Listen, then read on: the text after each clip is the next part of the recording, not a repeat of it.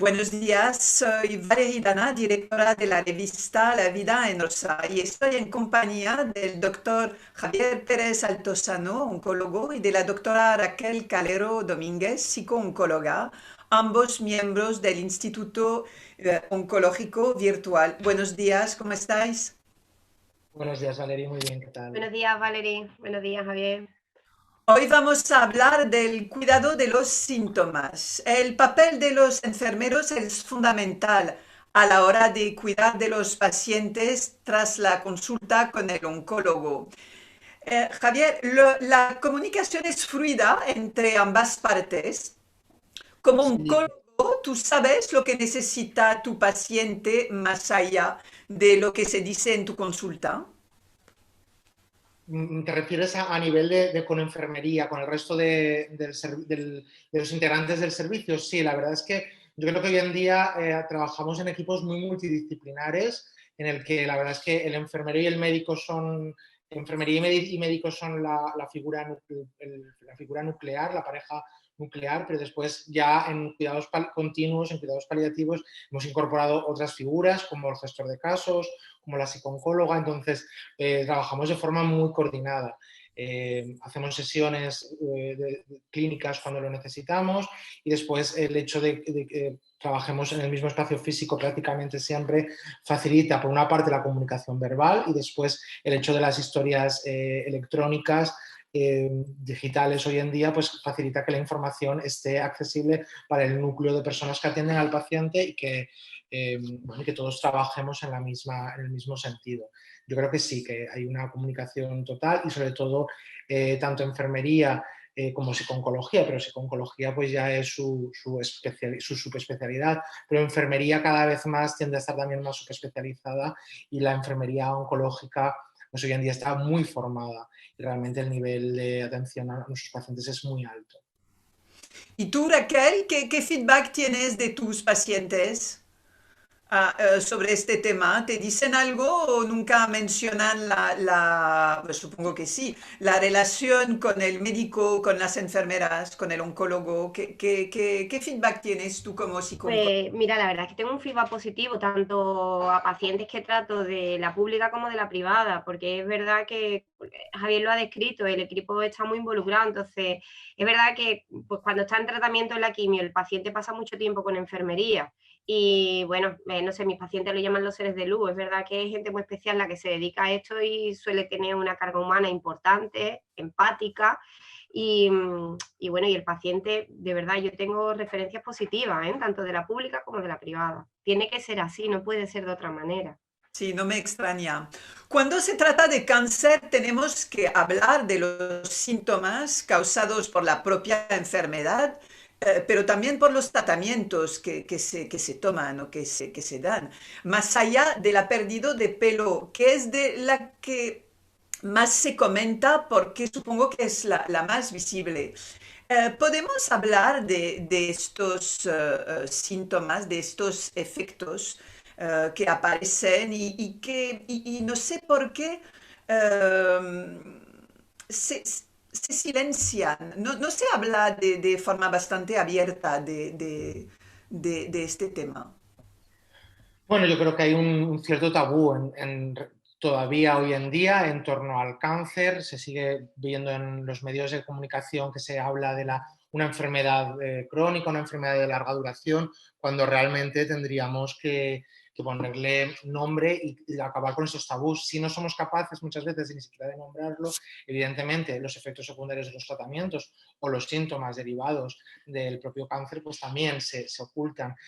Efectivamente, pues bueno, la pérdida de cabello es lo más visible, con lo cual es muy difícil ocultarlo, aunque hoy en día hay unas prótesis capilares fantásticas y estupendas. A mí muchas veces entran mujeres a la consulta que, porque yo sé que por la quimioterapia que les he administrado se les ha caído el pelo obligatoriamente, pero si no las conociera, siempre se lo digo, si no lo conociera y no supiera que esa alopecia está ahí, no lo sabría.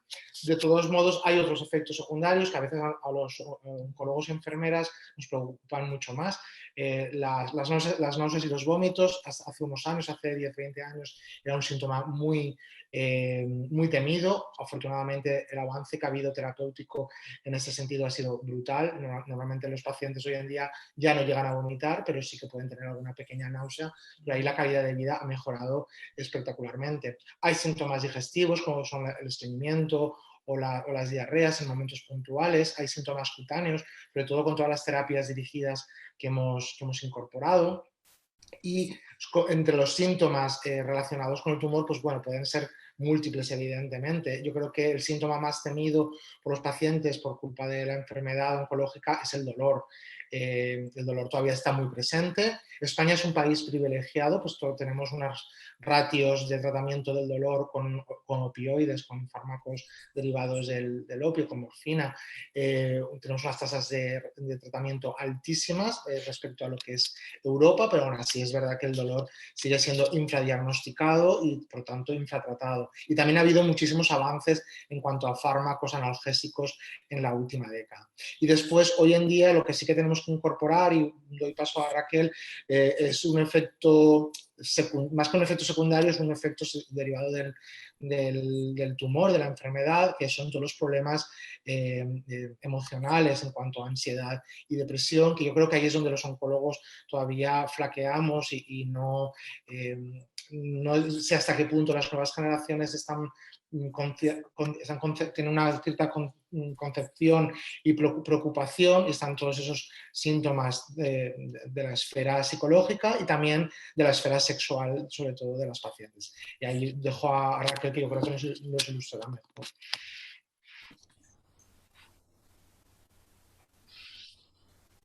Raquel. Raquel, ¿nos puedes comentar? Bueno, pues sí, mira, al hilo de lo que decía Javier, a ver, el dolor es uno de los grandes problemas de la supervivencia. Vivir con dolor desajusta emocionalmente a cualquiera. Entonces, si tomamos el testigo de que esto no tiene cura, de que esto va a persistir, de que se nos hace crónico, los síntomas de ansiedad van de la mano. La apatía va de la mano, porque cualquiera puede empatizar con estar 24 horas sintiendo un dolor que limita tu vida. Entonces, a ver, ahí está el problema, en la supervivencia. La gente vive, pero ¿en qué condiciones vive? ¿Con qué calidad de vida? ¿Vale? Y es verdad, pues ya lo habíamos hablado en la primera entrevista, que a psicología se accede pues a nivel asociativo privativo. Entonces, es la pata que cogea, efectivamente, porque esto no se aborda como se tiene que abordar. Y eso te hablan tus pacientes, sin entrar obviamente en detalles, de sus problemas sexuales también, que es algo... es que debo decir que tenemos una invitada sorpresa, que está una peque que está enferma, con lo cual si se oye tos y ruidos, pues es porque estamos en buena compañía hoy y no pasa absolutamente nada. Te hablan sí, de esto, de estos problemas más íntimos, que por el feedback que tenemos nosotros en la revista, fastidia la vida. Es decir, que parece, y lo decimos a menudo, estás con vida, con lo cual tienes que ser feliz y contenta. Pero la vida no es simplemente despertarse todas las mañanas, es poder disfrutar de ella. Y la sexualidad hace parte de una vida plena. ¿Cuál es tu experiencia sobre este tema? Mira, pues efectivamente el dolor le hemos dado importancia, pero después hay muchos más síntomas y las disfunciones sexuales forman parte de las consecuencias de los tratamientos. Si nos vamos simplemente a la mama, el cambio de la imagen, la autoimagen, intercede en nuestra sexualidad, ¿no? Lo de siempre, no es lo mismo pasar por este proceso con pareja que sin pareja, en un periodo evolutivo o en otro. Y claro, y efectivamente la disfunción sexual está y hace mella. Entonces, el paciente se queja de que el cambio de rol en su vida ha cambiado y esto también. Entonces, ¿cómo se aborda? Bueno, pues se aborda desde el acompañamiento, desde la intervención psicológica, porque las disfunciones sexuales, a fin de cuentas, tienen solución, el deseo sexual se reconduce. No sé, Valerie, si me puedes tú preguntar también para yo ayudarte en lo que me quiera. Yo lo que veo desde hace años es que se aborda el cáncer desde el punto de vista médico, lo que es lógico porque queremos que las personas que padecen esta enfermedad se sientan mejor y puedan seguir con una vida normal, entre comillas, porque no existe una vida normal. Eh, pero hacemos total abstracción de sus necesidades emocionales y físicas, porque más allá de los fármacos, de los efectos secundarios de estos fármacos que se suelen silenciar, lo repito, eh, la vida de la persona, sea cual sea su cáncer, está por completo trastornada. Y eso es como si pues te ha tocado, te damos fármacos y luego tú pues a lo tuyo. ¿Cómo explicáis, Javier, tú que está en contacto con los pacientes, que pertenece a la sociedad de oncología médica, a la SEOM, ¿son temas que os preocupan y que os ocupan o es que para vosotros es demasiado y tendríais que recibir quizás más ayuda de especialistas? Bueno, yo creo que al final con el sexo en el paciente oncológico, pues bueno, pasa como con el sexo en la sociedad. Primero interviene mucho pues la vivencia que tenga el oncólogo en cuanto a la sexualidad. Entonces, yo creo que las generaciones jóvenes probablemente pues estemos más abiertas a hablarlo y a debatirlo con los pacientes y a preguntar, como mínimo a preguntar. Yo creo que el primer paso que no se hace es preguntar a los pacientes y a los y las pacientes cómo está afectando a su vida sexual el tratamiento y advertirles de que algunos tratamientos van a modificar pues bueno, la sequedad la sequedad de sus mucosas, la erección en el caso de los varones jóvenes de determinadas quimioterapias. Entonces, ya primero es advertirles, después preguntarles cómo va y cuando ya han acabado el tratamiento, ver qué secuelas han quedado y derivarlos a las unidades.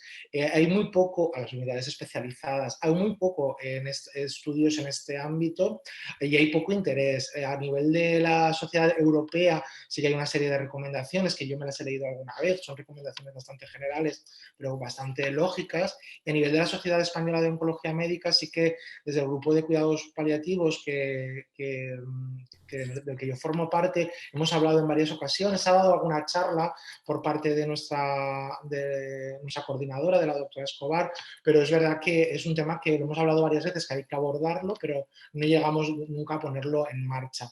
Y después yo creo que cada oncólogo al final, pues bueno, no dejamos de ser personas detrás del título de oncólogo. Entonces, yo creo que ahí también están los conflictos o las vivencias propias de la sexualidad de cada oncólogo. Y ahí, de esa forma, abordan, ¿no? Con los pacientes. Yo creo que es un tema muy poco abordado, que tenemos que hacerlo más y que la ayuda de las psicólogas, de las psicólogas, sí, yo creo que ahí sí que es muy inestimable, porque nosotros, es verdad que no tenemos una formación en sexología como puedan tener ellos. Raquel, ¿cuál es tu punto de vista? Bueno, pues a ver, mi punto de vista al respecto, pues que faltan recursos, simplemente eso, que con la intervención de una persona experta se podrían solucionar muchas cosas, porque el deseo se reconduce, el autoconcepto a través de la imagen se restablece, pero eso es un acompañamiento y es un proceso de duelo donde la persona tiene que hacer un proceso de aceptación y de integrar esas limitaciones que han quedado después de la enfermedad y los tratamientos. Mi punto de vista además es que los síntomas en el paciente oncológico lo conectan con la enfermedad.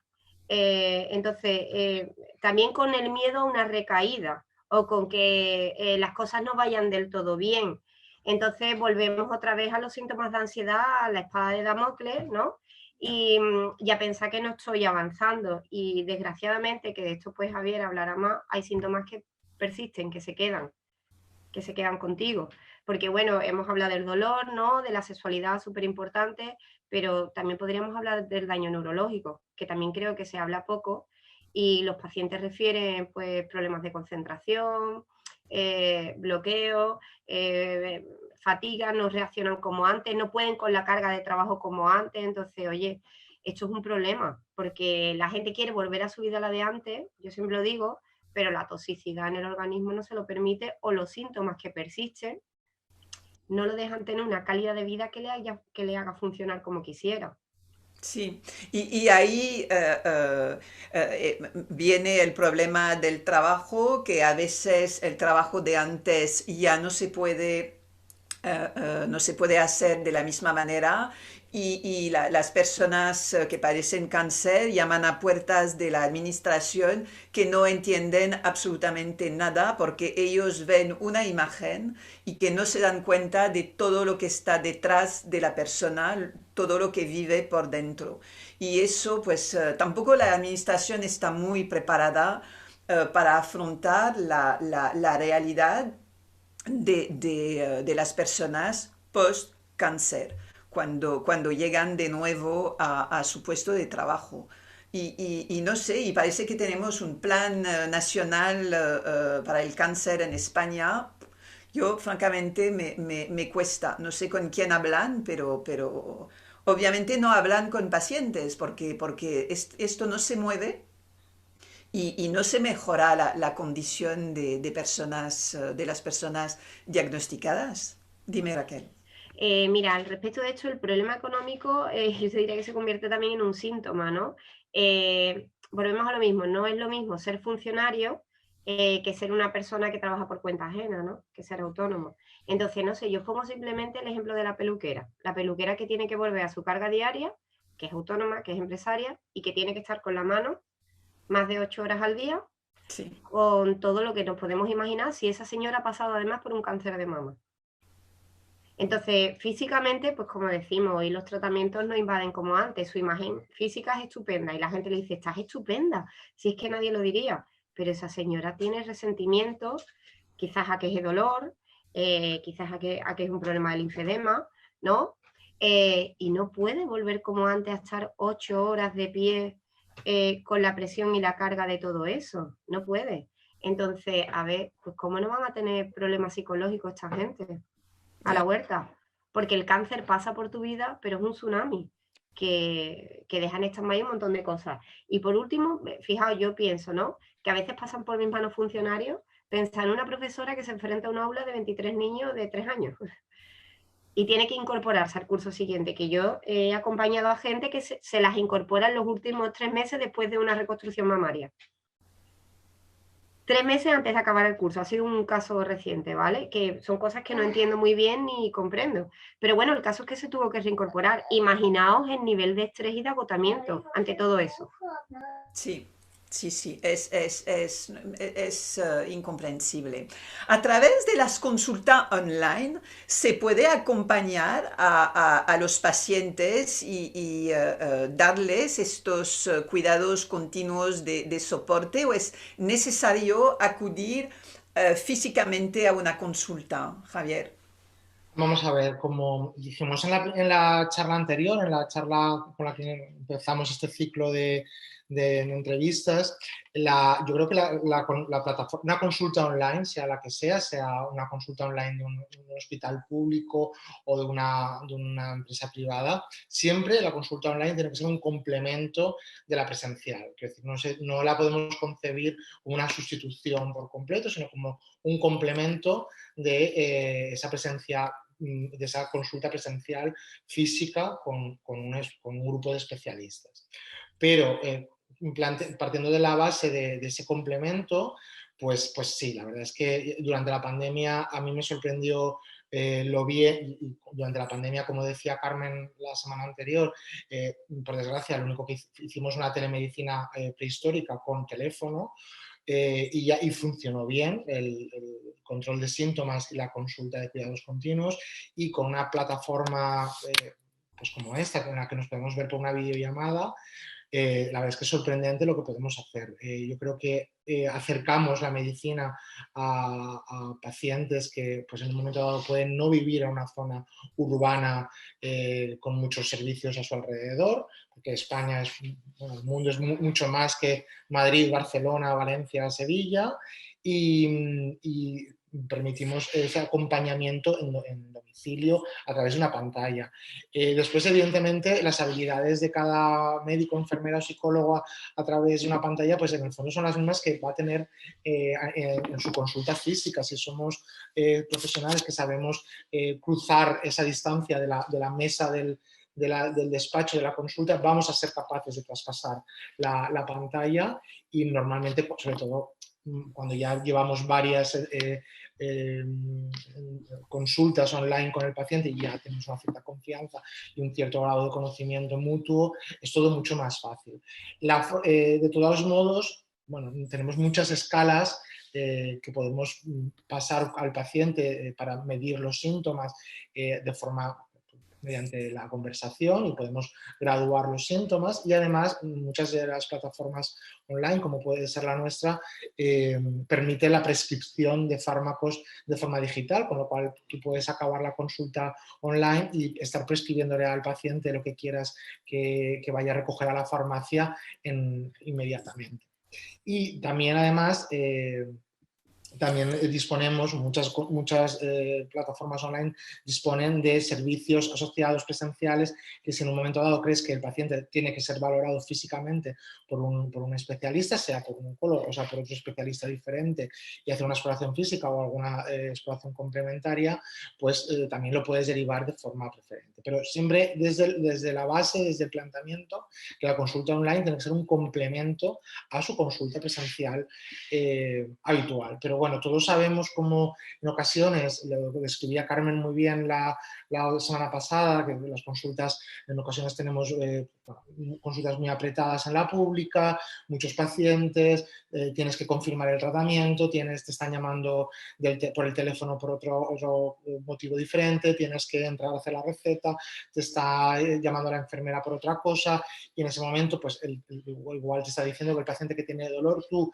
sí que le aumentas la dosis del fármaco que lleve, pero es verdad que pues, se nos queda corto el tiempo que tenemos para repartirlo en todas las necesidades que tiene el paciente. Al final, evidentemente, la parte del tratamiento oncológico se lleva gran parte de ese tiempo, como es lógico, y aunque sí que los cuidados continuos son importantes, los cuidados paliativos, pero en un momento dado sí que nos puede faltar tiempo. Yo, de hecho, llevo mucho tiempo intentando organizar una consulta de cuidados paliativos presencial en un hospital, independientemente de su oncólogo. Quiero decir, pues un paciente que tiene dolor y en un momento dado tienes las consultas llenas y no tienes tiempo, pues lo puede ver otro profesional de forma totalmente aséptica, en el sentido de que no vas a interferir en su tratamiento oncológico, pero sí que es decir, bueno, yo tengo media hora para ver a este paciente porque es una consulta de control de síntomas, vamos a evaluar bien ese dolor, vamos a verlo, lo vamos a tratar, lo voy a recitar, y cuando tenga el dolor controlado, el paciente, bueno, no cuando tenga el dolor controlado, en paralelo el paciente puede seguir con su oncólogo de su tratamiento oncológico. Bueno, pues es un complemento, los dos oncólogos están ayudando, están trabajando por el paciente, sin interferir en lo que es las decisiones importantes del tratamiento oncológico. Estos modelos son muy difíciles a nivel del sistema público. ¿Tú crees que un paciente, por ejemplo, que está seguido por un oncólogo en su hospital y su oncólogo por X razones no le puede atender y llama viene e intenta, enfin, hablar con vosotros en el Instituto Oncológico Virtual? ¿Tú crees que los pacientes pueden tener miedo de llamar a otro oncólogo que no sea el suyo? ¿Cómo explicar que sois oncólogos y que vosotros os vais a informar sobre los informes médicos, obviamente, del paciente antes de decir cualquier cosa? ¿Cómo vencer este miedo?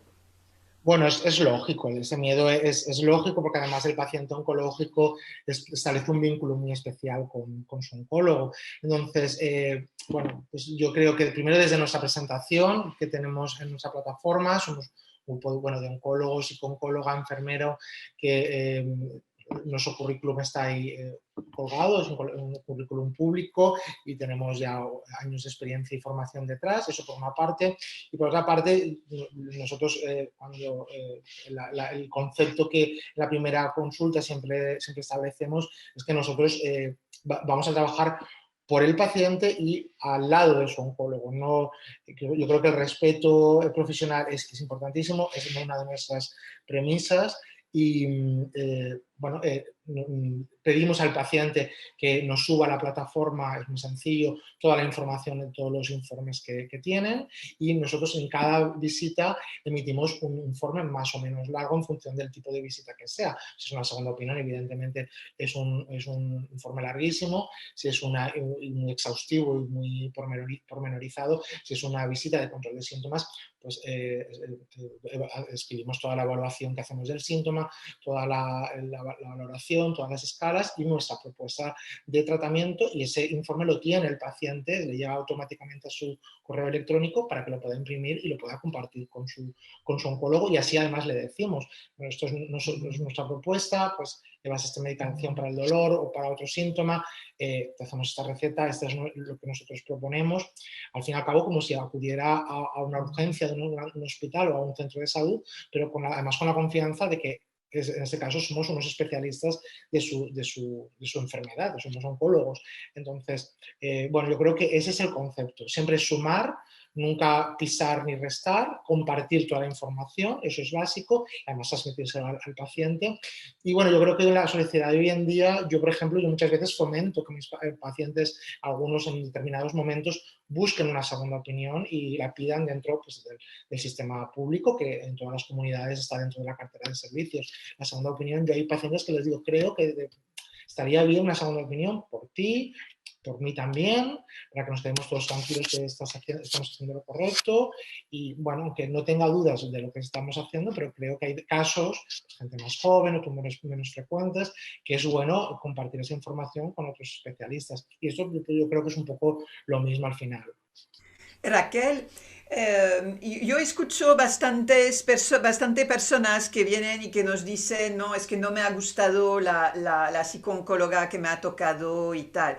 Y pueden buscar ayuda hablando con otras psicooncólogas o psicólogos, pero hay como un freno. Voy a tener que repetir todo desde el principio. Lo que no es verdad, porque supongo que si un trabajo se ha hecho, no hace falta repetir todo a la nueva psicooncóloga o al nuevo psicooncólogo. ¿Qué nos puedes decir sobre esto? Mira, ay, pues a ver, es inevitable porque el trabajo está hecho, pero la relación de confianza no con el nuevo terapeuta. Entonces, tengo que darle la razón a los pacientes, porque es verdad que cuesta cambiar de terapeuta por iniciar otra vez el proceso, pero no nos queda otra. Yo siempre, a mí me puede llegar el informe, o sea, la paciente con un informe de la psicooncóloga anterior, ¿no? Del psiquiatra, donde aparece una anamnesis, donde aparece un motivo de diagnóstico, unos síntomas, una historia psicopatológica previa, pero nunca va a ser igual que contada por el paciente. Y para establecer la relación de confianza, esa persona tiene que sentir que la verbaliza con su terapeuta. Pero tiene que volver desde el principio. Bueno, no es desde el principio, lo que pasa es que ella lo va a relatar, porque, claro, porque, no sé, nosotros empezamos, yo leo el informe y la persona, imagínate, en esa situación, ¿no? Que es como me dice, otra vez voy a tener que contártelo todo, y yo le digo, empieza por donde quieras, ¿por qué estás aquí? ¿Por qué estás aquí? Entonces al final la persona va a terminar contándotelo, ¿vale? Es que es muy complicado que no lo haga.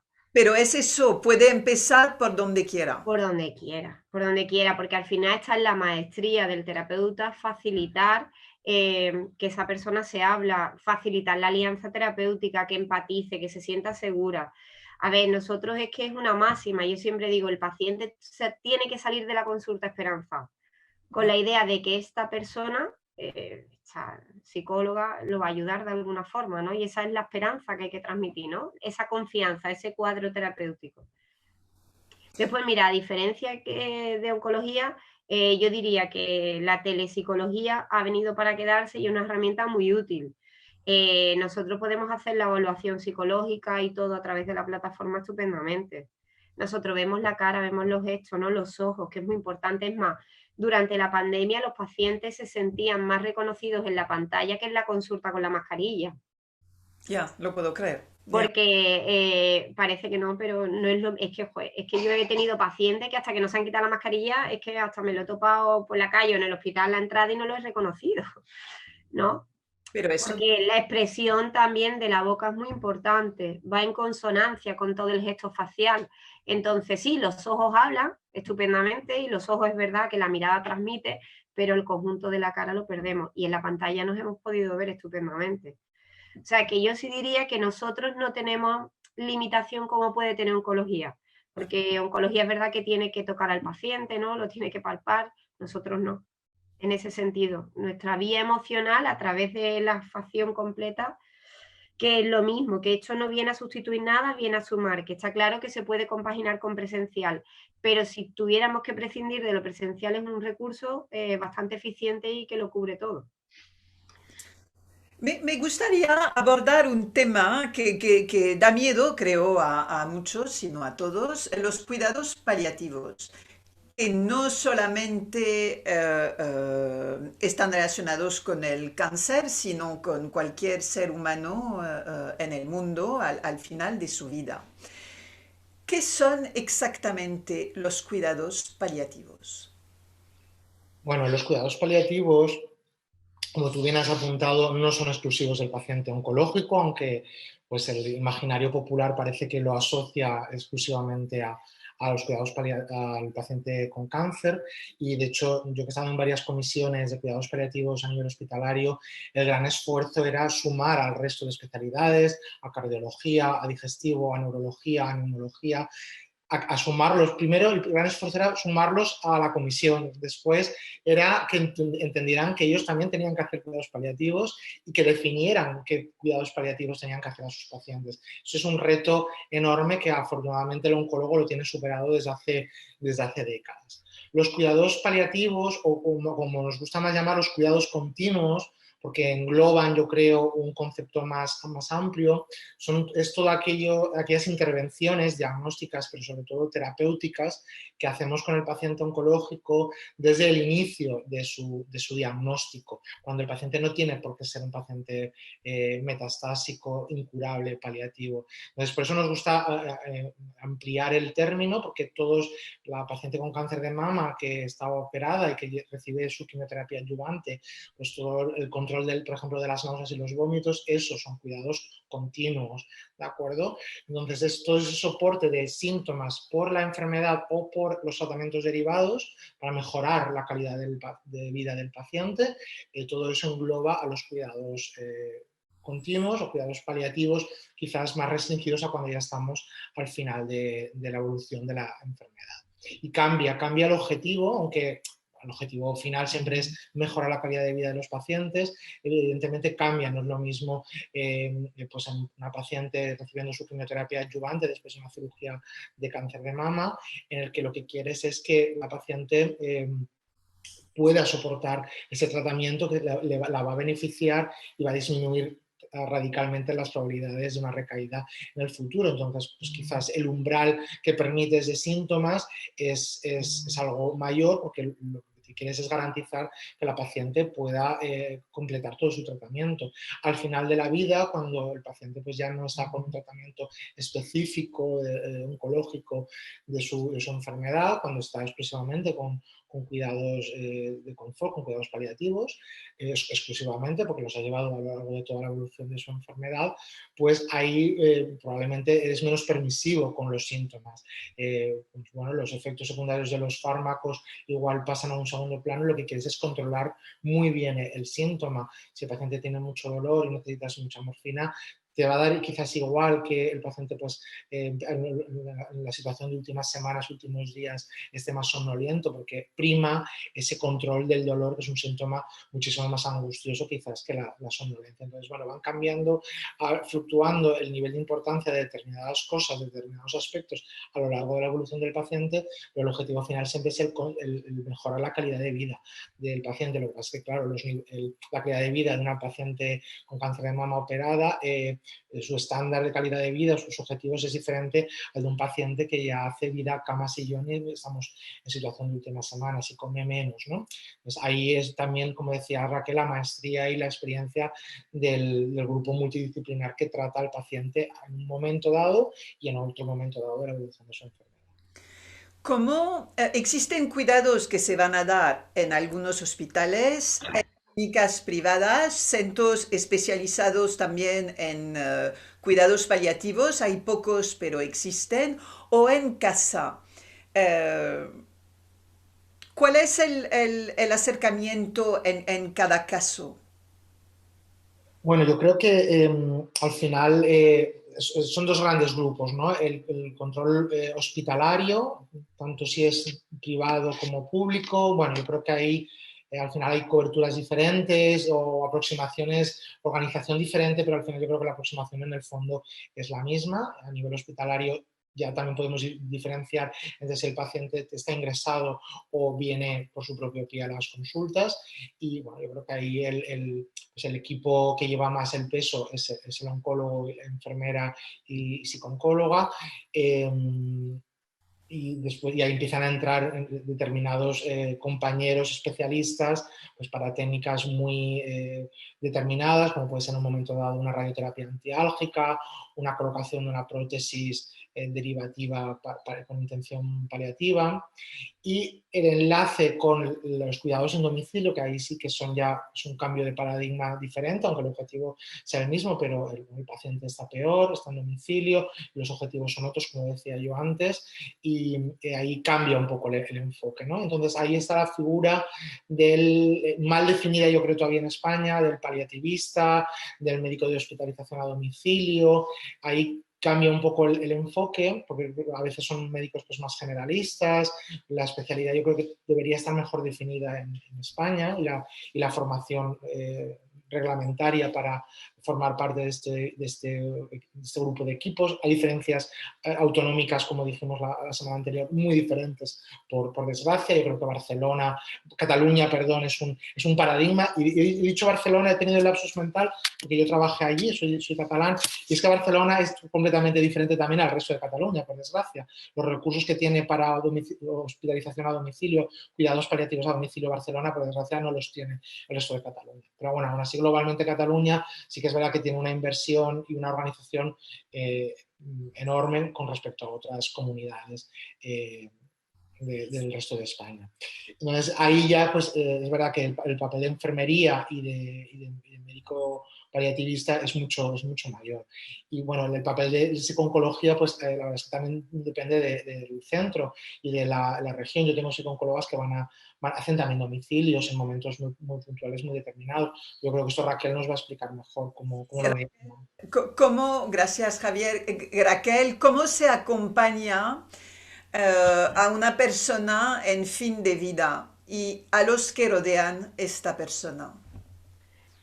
A ver, mira, yo quiero añadir, antes de contestarte, y te voy a contestar sobre la marcha, lo que ha dicho Javi, bueno, que por ejemplo aquí en Andalucía, en Sevilla, hay psicólogos que se contratan a través de la obra social La Caixa dentro de los equipos de atención psicosocial. Entonces, ¿cómo se atiende? A través de un equipo, fundamental. Sin equipo no se entiende la ayuda. Entonces, tan importante es la ayuda del psicólogo como del trabajador social, que es el que inicia la valoración de las necesidades en cada domicilio, en cada estructura familiar, como la del fisioterapeuta. Imaginaos que también están integrados estos equipos. Y todo esto en la pública. En la red, aquí pues en Sevilla está el Hospital San Lázaro, Virgen de Rocío y Macarena. Y hay 3 compañeros psicólogos integrados. Recientes, pero están integrados. Entonces, a ver, se atiende en equipo, no hay otra. Y es muy importante el concepto de dignidad el concepto de usted es importante, independientemente a lo que haya hecho, a la edad que tenga, esté en el momento en el que esté, súper importante. Y el acompañamiento se hace desde estar ahí. Hay dos preguntas siempre importantes que se le hacen al paciente desde mi área, y es ¿qué le preocupa y qué cree que podría ayudarle? Porque efectivamente no podemos acceder a psicología si no hay un control del síntoma. Difícilmente vamos a poder dar palabras si los síntomas no están controlados. Pues a todo lo que ha hecho mención Javier, ¿no? Anteriormente. Desde ahí. ¿Y los que rodean esta persona? Bueno, en paliativo es que el binomio, o sea, si en psico-oncología es importante el binomio paciente-familia, en paliativo es indiscutible. Se atiende a ese binomio desde el inicio, ¿no? Porque el paciente, el cuidador informal, se convierte en una figura clave del bienestar de ese paciente. Situación compleja tenemos cuando el paciente no tiene familia. Entonces, a lo que decías de la atención domiciliaria, pues yo tengo la experiencia de que, bueno, el modelo familiar está en crisis y a veces es complicado encontrar a ese cuidador informal que hace de soporte, que Javier podría decir, lo sabrá perfectamente, que la claudicación familiar es uno de los motivos de ingresos hospitalarios. Y después también, llegada a esta situación, tenemos que entender que no es lo mismo el paciente que tiene un proceso de enfermedad avanzada de 3 meses que de años. Y ahí también pues, se puede hacer un llamamiento a las necesidades que tiene el familiar de atención, porque el familiar también necesita cubrir una serie de necesidades para poder hacer su función de cuidador, porque la sobrecarga emocional está garantizada a la que está expuesta. Entonces, mire, este es un tema delicado, es un tema, pues bueno, que yo, la gente que conozco, los paliativistas, que de verdad son seres de luz, la gente que rodea esto. Es más, que hace poco yo estuve en una tertulia, ¿no? Con Ezequiel Barranco, paliativista de toda la vida aquí en Sevilla, ¿no? De la zona comarcal, y de verdad que lo hacen de una forma exquisita, pero no tienen recursos. Entonces, la denuncia siempre que hacemos es a la falta de recursos para poder hacer su función como deberían. Es curioso porque hay centros neonatales, se dice así, ¿no? Para cuando nacemos, luego en las condiciones, en condiciones de las cuales no vamos a hablar aquí, pero ¿por qué ¿por qué la sociedad se olvida, por qué los gobiernos se olvidan del último momento de la persona? Y eso es que nadie se va a poder escapar. No es que concierna a algunos que miramos así desde lejos, no. Es que a cualquiera nos va a tocar este último respiro. ¿Por qué no está tomando en cuenta? Es difícil entender esto. Pues no sé, Javier, sería polémico, pero esto también tiene que ver con nuestra cultura de la muerte, ¿no? De todas formas, yo, si tenemos que cerrar de alguna forma, yo diría que los paliativos es más el sentido del buen vivir que del buen morir. Cuidado con eso, que paliativo es vida hasta el final y es cuidar la vida. Entonces, eso es súper importante. ¿No, Javier? No sé. Sí, yo iba a decir exactamente lo mismo, que el concepto de la sociedad que tenemos de la muerte es ocultarla hoy en día en la sociedad occidental y no gira la vida en torno a la muerte como puede ser, o no la tenemos integrada como puede ser en las culturas más orientales. Y sí, la verdad es que me ha encantado la frase que yo creo que puede etiquetar o puede llevar el título de esta reunión, es los cuidados paliativos son vida en el fondo, es un concepto exacto de vida, de vivir la vida que sea, la vida que quede a nivel temporal con la máxima calidad posible y lo más parecida a la normalidad, entendido normalidad como un momento de no enfermedad. Porque ya después la normalidad cada uno la vive como quiere. Me ha encantado la frase de Raquel. Sí, os lo agradezco porque si seguimos así, en cada entrevista me vais a dar el titular de la entrevista. Os lo agradezco un montón. Os agradezco mucho vuestro tiempo. Muchísimas gracias. Este ciclo de entrevistas seguirá con otros temas muy interesantes. Muchísimas gracias a ambos. A ti, Valerie. A ti, Valeria. Oye, yo siento hoy los ruidos de fondo. Nada, No, sí. no. Tenía a mi pequeñita en casa malita. Y eso es la vida, pues es así, es así. Un abrazo y hasta la próxima. Nada, encantada. Buen día. Igualmente. Gracias.